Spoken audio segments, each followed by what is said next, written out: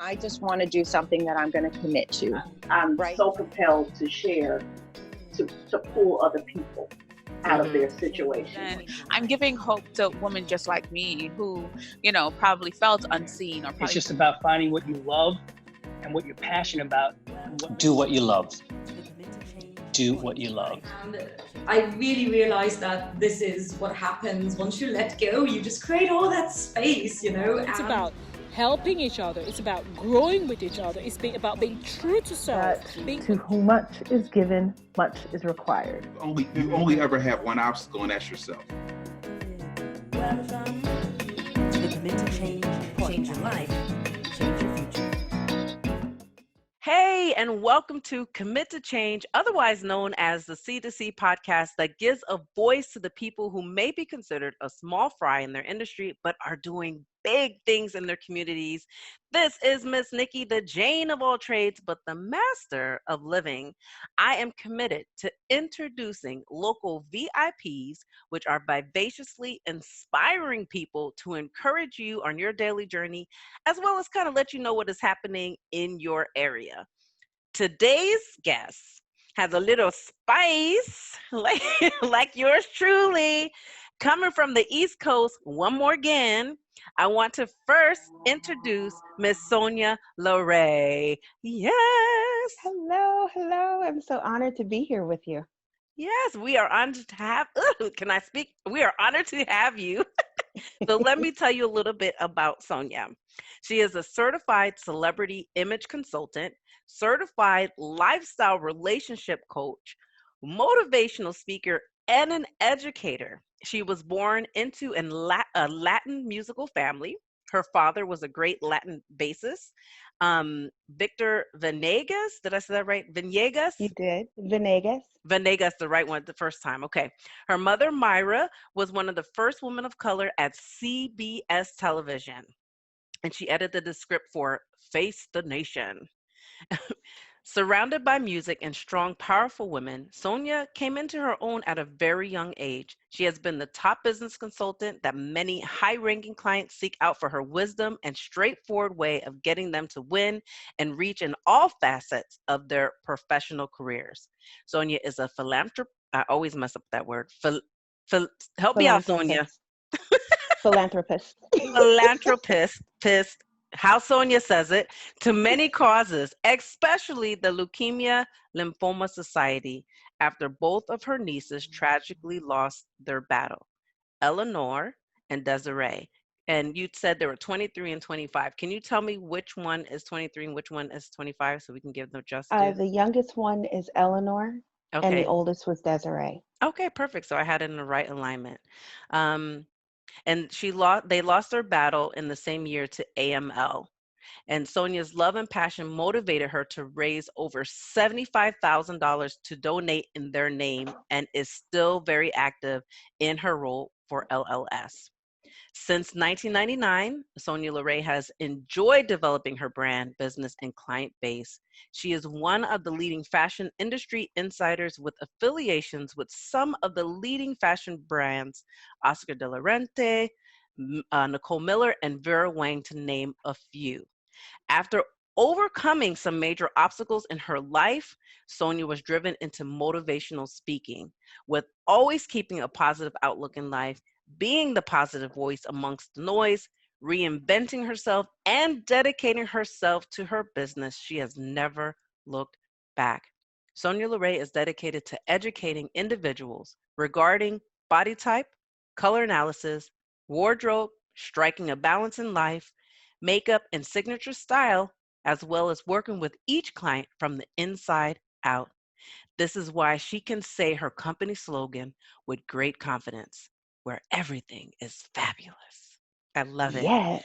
Welcome back again, Miss Sonya LaRae. Thank you so much. What a great introduction. Wow. Thank you. You're welcome. Well, it was all you. I'm just reading you. That's it. It's all you. But sometimes when you hear it, it's like, wow. Well, please. Because you live your life.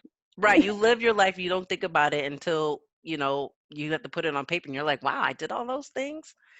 And it's Yeah. like, yeah, but you obviously you're making headways, you're changing people's lives, and we want to hear more about it. So please tell us a little bit more about you. We want to know about the battles you went through and your obstacles, everything. Let us know about who is Sonya LaRae. What makes you you? Whew, I like to tell people I'm like a great onion. I have a lot of different layers, and each layer gets better than the next. So that's the way that I describe myself. And I can say what makes Sonya LaRae uniquely herself are the things that I had to overcome to be this person. I want to first say thank you to you for having such a magnificent platform, because this celebrates the identity of people that may have faced challenges to get where they want to be. So I just appreciate being here. And so let me tell you my journey. Yes, please. Let us get to know you. So, yeah, so exactly. I did not, first of all, start out in the fashion industry. I actually came out of music. And I had a background in music, and I was doing some great things, recording, had music playing on the radio, had started to go on to tour, and I was signed to a major label. And so, of course, they start grooming you, which means that they send you overseas, they bring you back over here because they're really building you so you can go into this great career.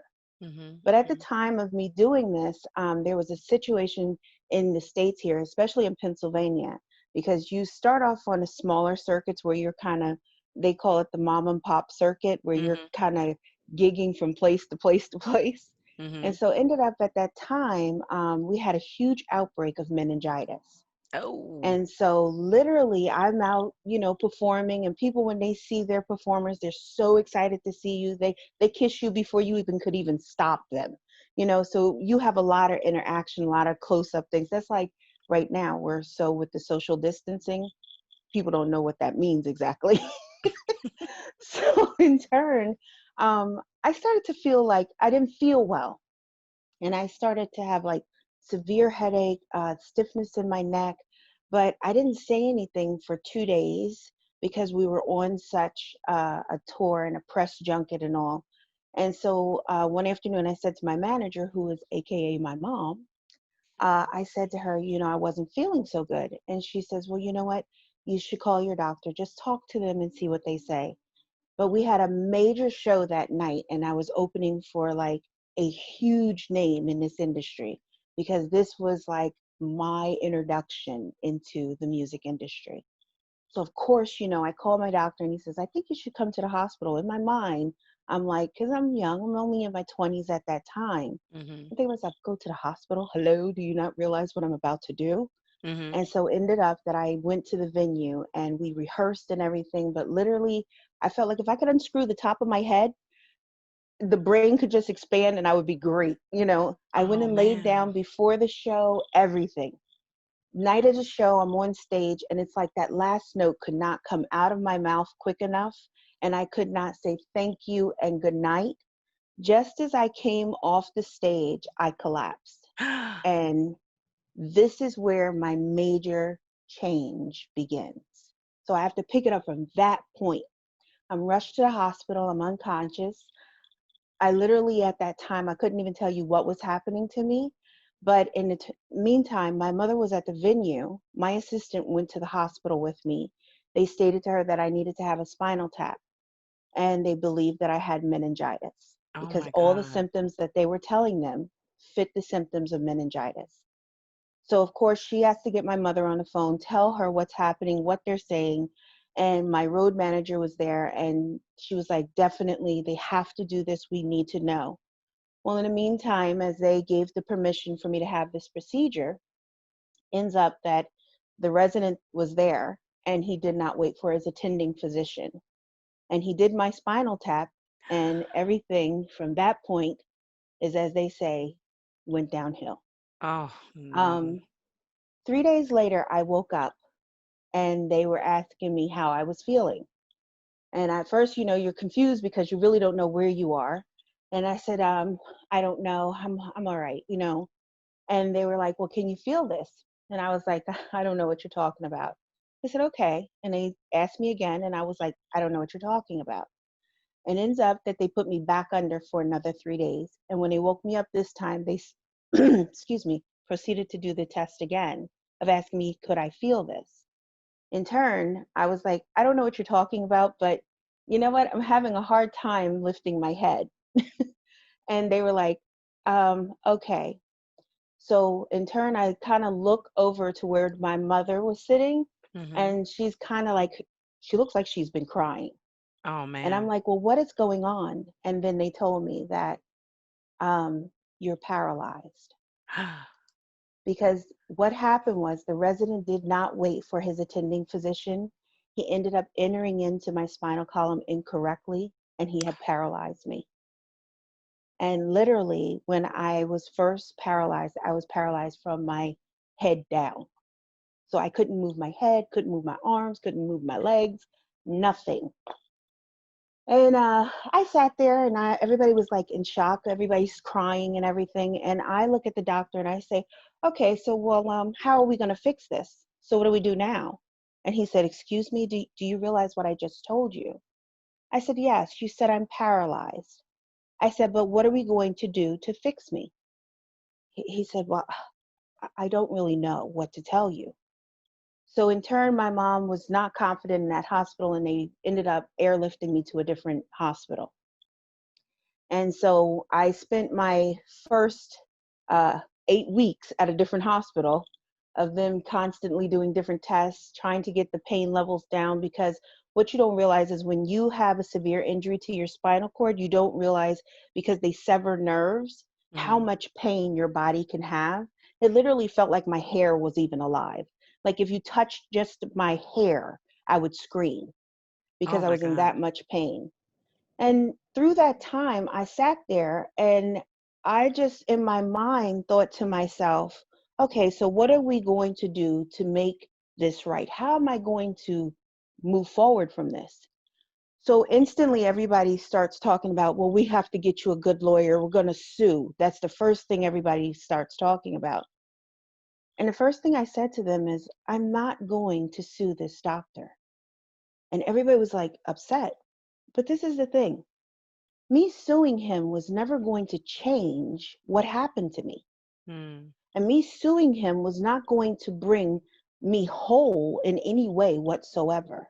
It was going to ruin this young doctor's career, which in turn, he stopped practicing medicine, but he's into therapy now. He has therapy, he's a therapist, and he helps patients that have been paralyzed from procedures that went awry. And Mm. so it changed his life, but it also, he and I are such good friends in all honesty, because Wow. I did not allow it to embitter me. I didn't have any kind of resentment, because as I told a person before, if it didn't happen to me, who was I going to wish it upon? Mm. Because this is something you could never wish on another person. So in turn, what happened was I was completely paralyzed for about 2 years, where they have to literally strap you into your chair. And I tell you, the hardest thing to go back to is having your parent do your hair. Oh man. It is not a good look. Because you don't understand, a top knot cannot be sideways. It can't be crooked. Your head just looks lopsided all the time. So it just is like, why? And I'm a person that I've always been about like my makeup, how I look and everything like that. And my mom's not like the makeup artist by far, by far. So it would be like, oh wow, okay. Um, so it ended up that I was like, this is unreal. I ended up going to my neurologist one afternoon, and of course they blindfold you, they cover your eyes so you can't see what they're doing. Mm-hmm. And one afternoon I went in for my normal testing, and as I was sitting there, I said, ow, and he said, oh, and he didn't say anything. He just did whatever he was doing again. And I said, will you please stop that? That hurts. He said, what did you just say to me?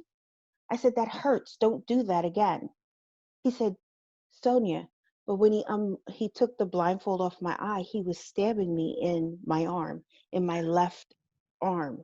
and I could feel it. And I was so excited. I was like, do it again, do it again.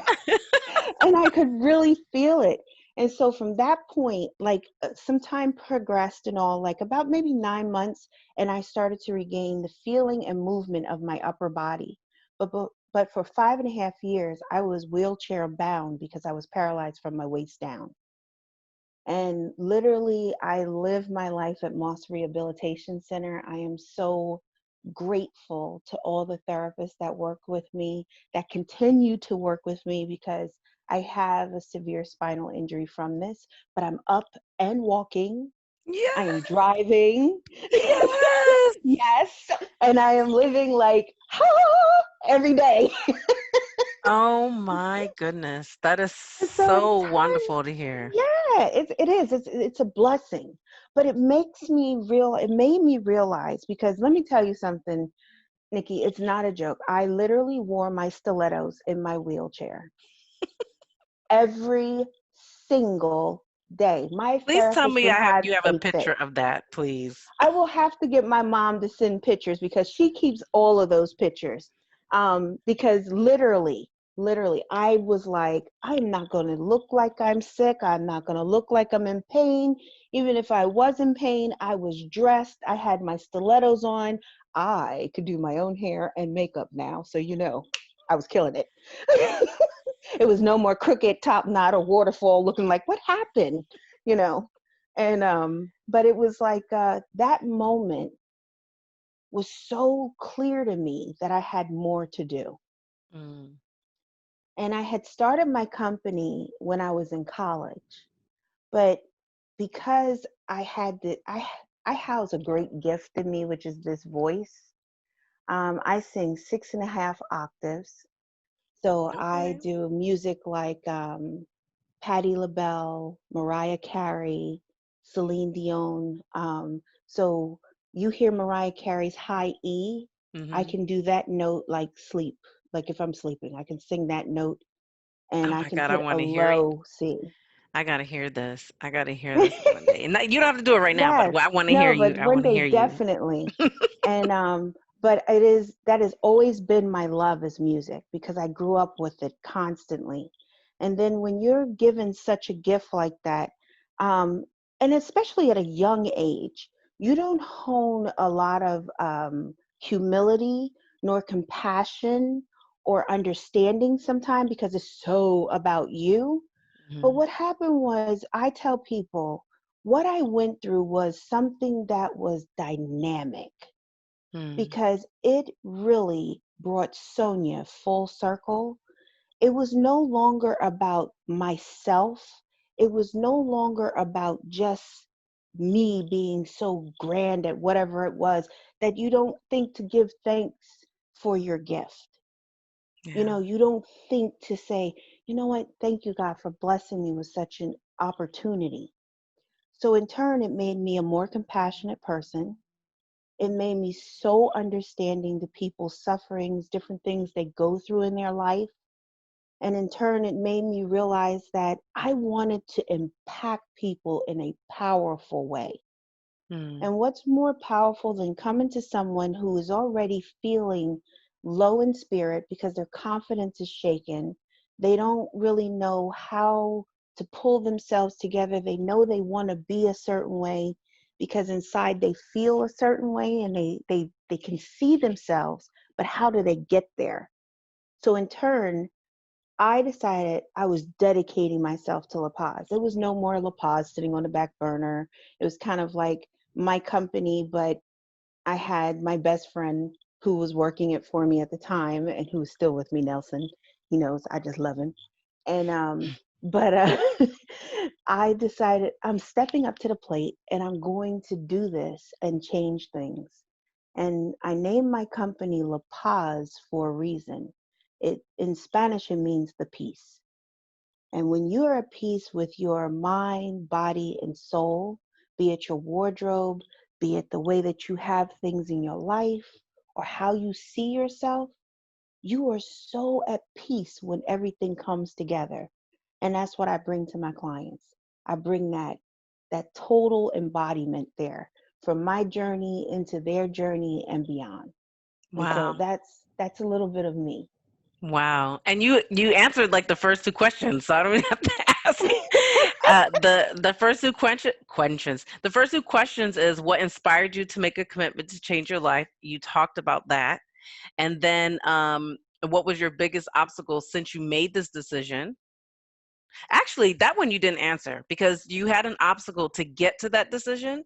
So once you decided that you were going to give back to others with your knowledge and your gifts and help to empower other people, name like your biggest obstacle since you made that decision and how did you overcome that? Um, Now I'm going to make you laugh when it comes to this. There's not too many things that I see as obstacles. Okay. Believe it or not, I really don't. Because only obstacle I can ever have is where my mind limits me. And unfortunately, my mind holds no limits. And it Okay. is so broad and vast that I think sometime if that is my only limitation, that might be it, because I put such dynamic thought into things that I want and things that I want to manifest. So maybe my obstacle I could possibly tell you would be to get out of my way to run fast enough to achieve it. Yeah. Yeah. That would Okay. be probably my biggest obstacle. Which is a lot of time we are our biggest obstacles because I don't know, for some reason I don't we're so hard on ourselves. I always wonder what's and why we think so much or why we stop ourselves because we're thinking too much about the process instead of doing. But we're glad that you did. We're glad that Yes. your mind has no limits. We're glad that you're here and showing off and being you and being unapologetically you. Thank you. Thank you. You're welcome. So through all this, who would you say has been your biggest supporter? Wow. This is like a major thing because I don't give a lot of credit to him sometimes, but my husband is like my biggest cheerleader. And I have to say I love it because he allows me to really be me Mm, at all times. He celebrates the uniqueness of Sonya LaRae and how Sonya is. And then I have a huge support system from my cousin and my sister Sal, um, my mother, my daughter. My daughter is like incredible. You know, she's 8 years old and she calls me her Wonder Woman. mm, And so when you have something that big of a scale on your plate, it's something that just kind of drives you even a little bit more.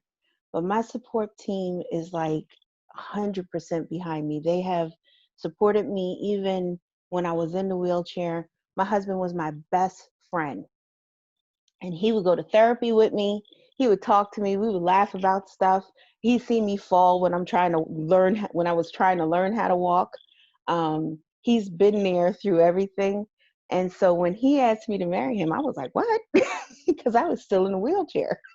And I thought to oh myself, wow. why would you want to marry a person in a wheelchair? You know, and Oh, he's such a great person. He's so humble.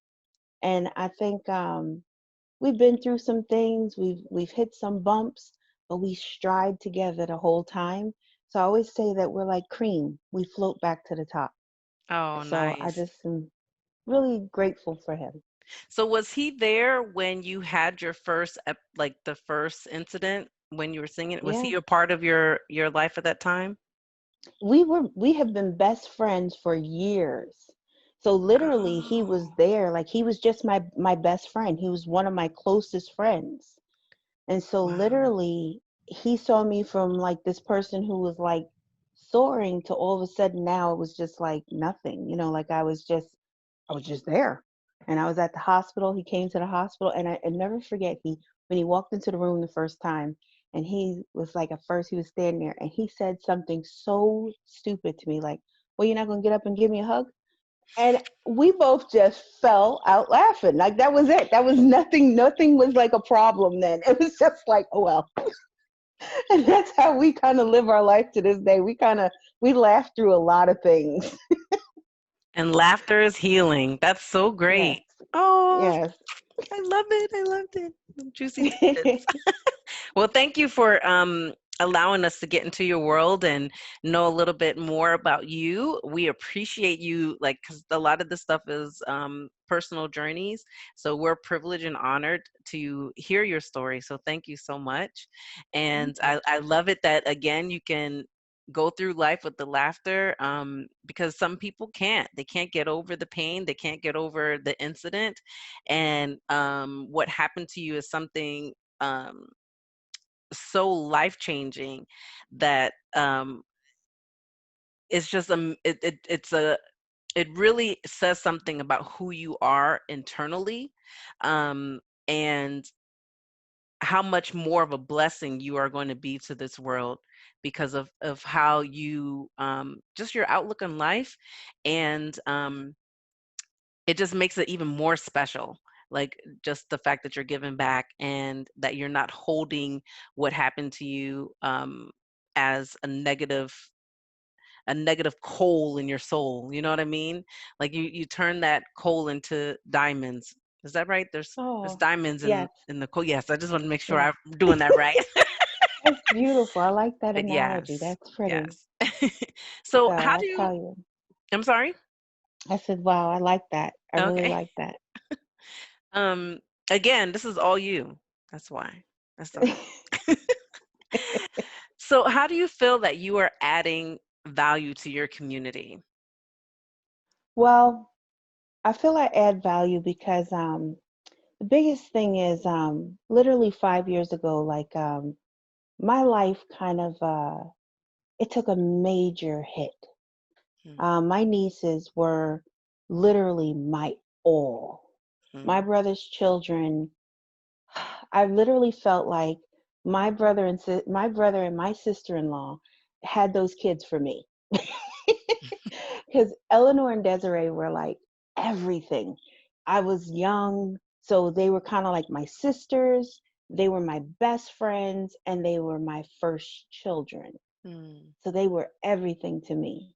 And so when my oldest niece, Desiree, literally, it was so tragic because it happened on a Friday. I will never forget. I was literally in my way back home from New York, and it was in January, and it was so cold here, and they lived in Dallas at the time. Well, Midland, Texas. Most people know Dallas. They don't really know Midland. So I just tell them, say Dallas. But ended up, I got a phone call that Desiree was very sick and had to been rushed to the hospital. And I was like, okay, so I'll call you soon as I land. And I got off the plane and everything, and it was just a lot of confusion and all. And I picked up my phone, and my youngest niece, Eleanor, was like, I don't know what's happening. They just don't know what's happening. Desiree's getting ready to go into surgery. And I was like, well, just call me. Just call me. Let me get to the house, try to get situated, because my daughter at the time was literally going to be 2.5 at the time. And she was actually going to be 3. She was about to be 3 because that was January and it was coming right up on her birthday. And next call I got was my niece was dead. And it hit me so hard. I thought like, oh my goodness, I didn't really know what to think, in all honesty. It's just kind of like your mind is like spinning. You don't know what happened to them. You don't know what happened to her at all. And then they said, well, she got bit by something, a spider. And then we thought like, well, maybe the venom or whatever. But then before we could even get her results back, come August, my youngest niece is diagnosed with AML. Now, And can we you tell finally the get audience what that is? that is actually a very aggressive form of leukemia, and it's a blood cancer that she had at both, and literally we found out that both children had it. And instantly we are like, well, what in the world? So they instantly tell us that we all have to be tested because they need to know what side of the family or where it came from. Did we have anyone in our family that was diagnosed with AML or any kind of leukemia or lymphoma And we all were like, well, no. And I asked my mom, and she's like, no. So we instantly start getting tested. And of course, instantly we look at my child, because the closest thing to them is her. And they're like, we have to test your daughter. She must be tested. Well, long story short, we found out because the area that they lived in Texas is the same area that Aaron Brockovich had been fighting for, because there's chromium that is in the earth and the soil, the food, the water, everything. Oh And my God. unbeknownst to them, they didn't know it. And literally, they both died with AML 6 months apart from each other, 2 hours and 15 minutes apart. And Wow. Nikki, to this day, I think it impacts me so hard, because my youngest niece was like, it's so funny, because if you see my daughter and you see my youngest niece, they look like twins. I have Oh lived this wow. life already, the shenanigans that she does and takes me through. I've lived this once with the other one. So some things I'm like, I've been through this already. So in that shook my world so deep. And it's funny because people are like, well, you went through all of what you went through of learning how to walk and being paralyzed and never feeling defeated or down or anything. But I literally felt like the air had been sucked out of me, and that Wow. some part of me had died. But it also made me realize I needed to fight for the education, the resources, and the platform of Leukemia and Lymphoma Society to bring education to this blood disorder. Because what people don't realize, cancer is a blood disorder. And so everything everyone hears about, of course, is breast cancer, but there's more to cancer than just breast cancer. Right. So my passion and my commitment to my community has been to educate people, to support the families that have these sweet children that are fighting leukemia. Chadwick Boseman was such a fine example of this, Yeah. because if you realize how ravishing this disease really is, and how much it takes from these patients and their families, his journey is an incredible testimony to why we need to keep fighting for research. His journey is a beautiful testimony of why I need to keep working so hard. And so my dedication to my community is definitely the eastern side of the Leukemia and Lymphoma Society. We have a virtual, our first ever virtual Light the Night coming up October 23rd. It is going to be fabulous, if I may say so myself. Okay. I am so excited over it. Literally, our goal this year that we have been set on us, because this is, in all honesty, this is the lowest amount we've ever had to raise. And so we have to raise $350, which will be Eleanor and Desiree's lantern. And it will carry their name, and it carries all of our names, that when it goes up, it is incredible. Like, it's something that is so incredible. And I don't ever want anyone to forget them. They didn't get to know them, but they were such brilliant, brilliant young people and young ladies. And they were turning out fabulous. My brother and sister-in-law, they literally raised two incredible kids and gave me a fine example to do with my own. So this is what I work for. This is it. This is me. Wow. Well, thank you for being you. Thank you. You're welcome. So, what tips or advice would you give to someone who is sitting on the fence of their field of dreams? They haven't they have like inspiration, or they have an idea to do something and to move forward with something, but they just there's just something holding them back. What advice would you give to someone like that? Well, I'm going to tell you what I tell my clients. And this is important. These are things that you really have to focus on, because first things first, if you are so hesitant and that it is just something that you've seen that you cannot launch, or you can't jump off that edge for, that may not be your calling. And you need to rework and re-see what your vision really is. So if it's something that is so pulling of your soul that will not allow you to jump off that curb, reevaluate, refocus, and center yourself again. Second thing is this: you will never hit your success if you don't leap. And if Yes, you don't leap, you can never say anyone held you back except for yourself. absolutely. And my Absolutely. last thing that I tell them, my third thing: if you can dream it, you can reach it. And only thing that will limit you is your mindset, your attitude, and your determination. Yep. So those are my three things that I would tell anyone that is going to try to launch a business, a product, a podcast. If you have such hesitation, then maybe you have to refocus because it may not be your call. Okay. Well, thank you for that. Your words of wisdom.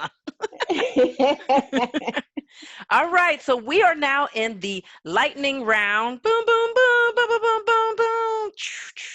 Yeah. So I'm going to We give gotta you. get you something to go there. I know I say that all the time, but I still have yet to put anything there. Eventually, I'll get something that works. So, okay. So I have 5 questions I'm going to ask you. Okay. And then whatever comes to mind, you just answer short and sweet and we get through it. Okay. Okay. Here we go. You ready? Mm-hmm.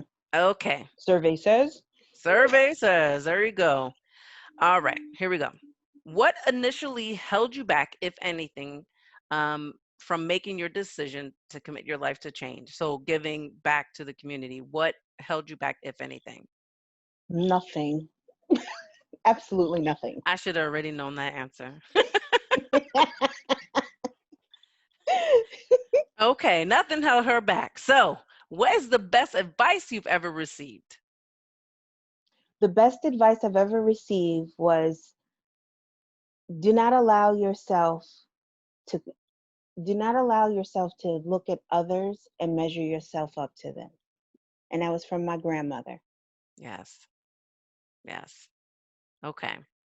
That I could go into more about that, but I gotta keep lightning. Here we go. Lightning. Share a personal habit that contributes to your success. Oh wow. I think my one personal habit that really contributes to my success is my vision board. Mm, And my vision boards have vision boards. And that's what keeps me moving forward. okay. Love vision boards. Yes. Sometimes what is on the board ends up not being what you thought, but it's still in that realm of that picture or what you had on there.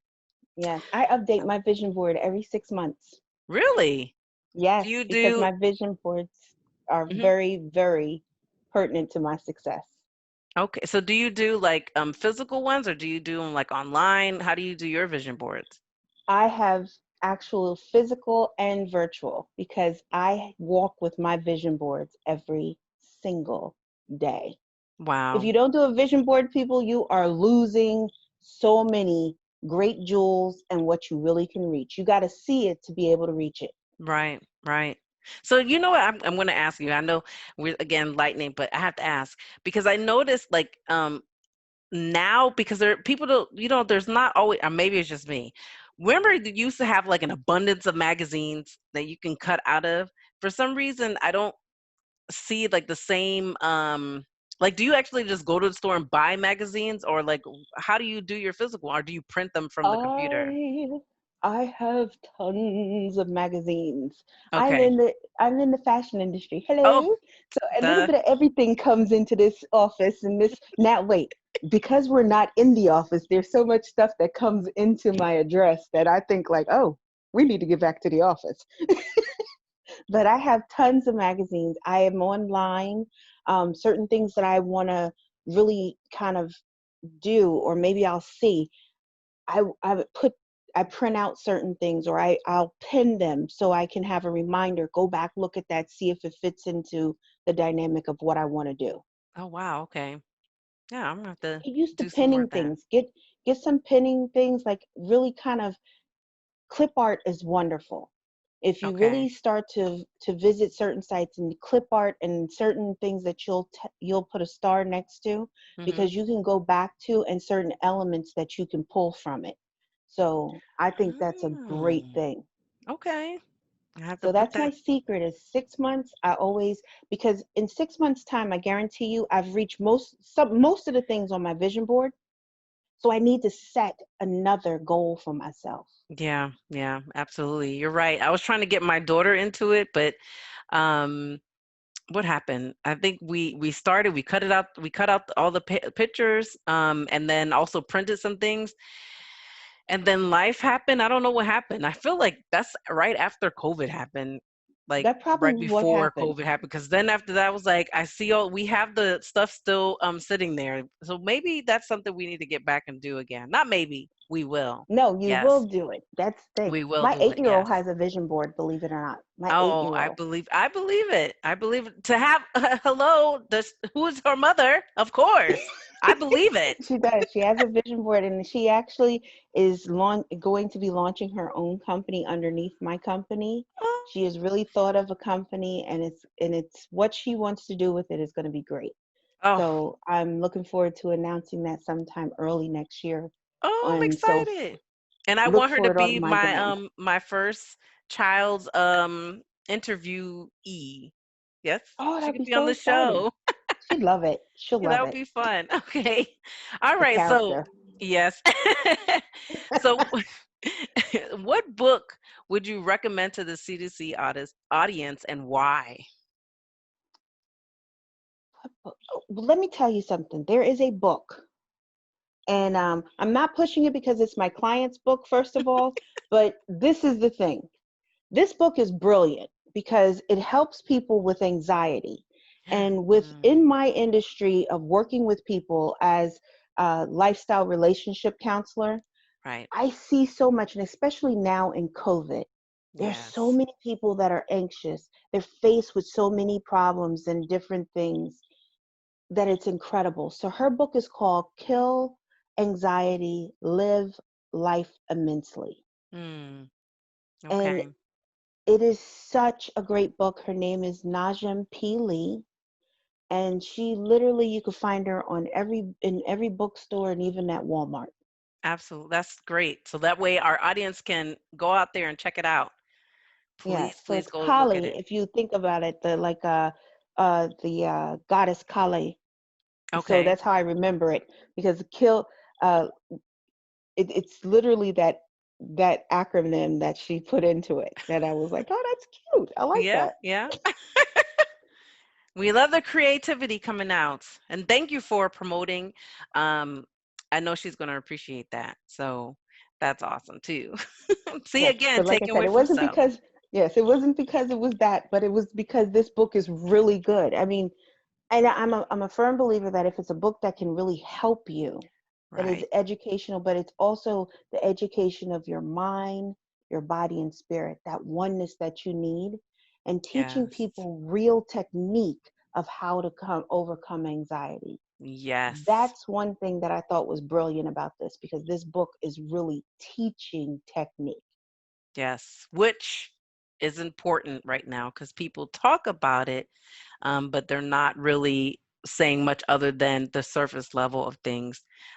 Even one of the things I'm an advocate for mental health, and I always say that, people say, let's start the conversation, but they start it, they don't continue it, and they're not offering any solutions. And it's something that needs to be done. And people who go Agreed. through it, such as I, like it's important to let people know what are the factors of having mental health issues, and there's different levels, and I feel like more people should talk about it because then we can get like a kind of more of a more rounded explanation of what people are dealing with from day to day. So I'm definitely going to put that on my repertoire, on my audio. It Yes. hopefully is an audio. I hope she has it as an She's audiobook. actually working on the audio right now, literally. Okay, And so perfect. you'll get that very soon, and I'm excited over Yay! it. And If I she told needs her, a I said, voice, I will be her audiobook voice if she needs one. I will let her know that as well. Yes. Being I that would, you told me, I will have to tell her this. yes, And 9 please times out of 10, do. it'll come through me anyway. Yes, yes, please. I would love to do it. Okay, so now Okay. here's a big question. Okay. If you found out that you had 1 hour left to live and you were given the opportunity to share one final message, what would it be? Ooh, wow. That's a great question. Mm, You know what? The one thing that I really would want to impart to everyone is this: live authentically. mm, Please live authentically. Do not hold yourself back by the thought, the idea, or the feeling you have to be someone other than yourself. mm, If you are not being you, trust me, you are not going to be happy. If you are not being you, you are not going to live your best life. And mhm. if you're not being you, you are shortchanging the rest of the world. So live authentic. Oh, okay. I'm gonna live authentically. That's I think you are already, Nikki. yes, I think yes. you are. I'm a mess. My big mantra this year was, or my big goal for this year is to live my truth, because I was in that realm where I was trying to live and make other people happy, and I was just miserable.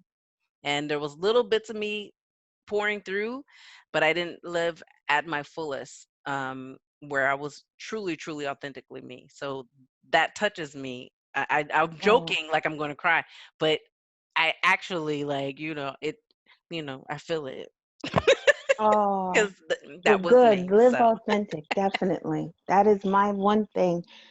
I, I stand on that in all honesty. hmm I come from parents that celebrated that, that really mm, kind of put that into us. And I honestly can say that myself and my brothers, and we we are the most authentic people you ever want to meet. We are uniquely ourselves, as we like to say.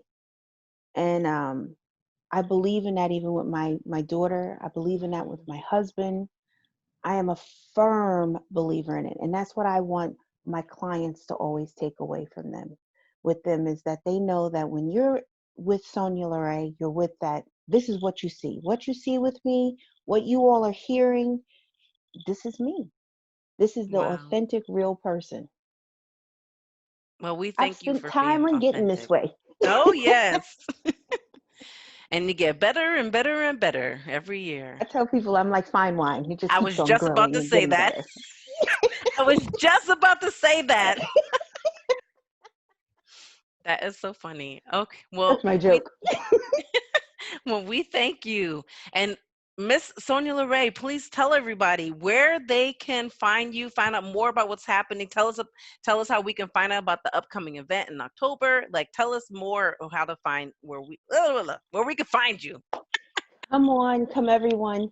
Listen, if you want to really actually have like kind of like that interaction with me, I literally am on my Instagram page. That's the one page that even though it's with La Paz, I am on there. So go to instagram.com/La Paz Imaging. That's LAPAZIMAGEING.